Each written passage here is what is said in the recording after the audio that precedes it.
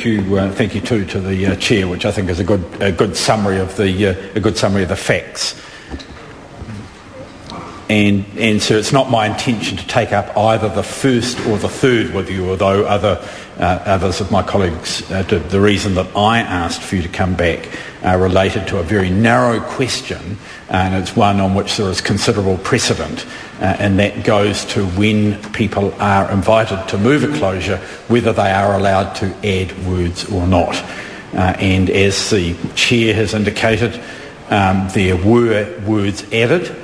The chair, and I'll say that I have had experience in the past of closure motions that I have moved being ruled out, for thanking the chair for giving me the call.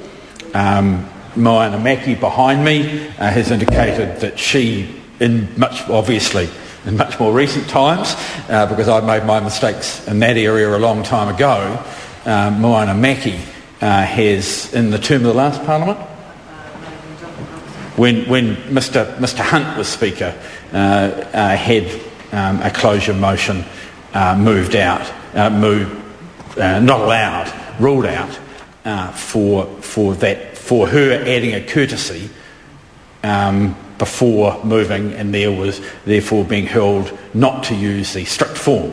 And while I know the current chair is a stickler for courtesy, and I think it is something which is very important, and generally I accept that is important for the House, there is long precedent on this particular issue that nothing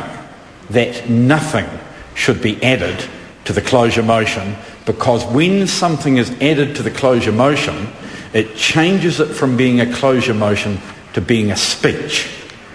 And that is the difference.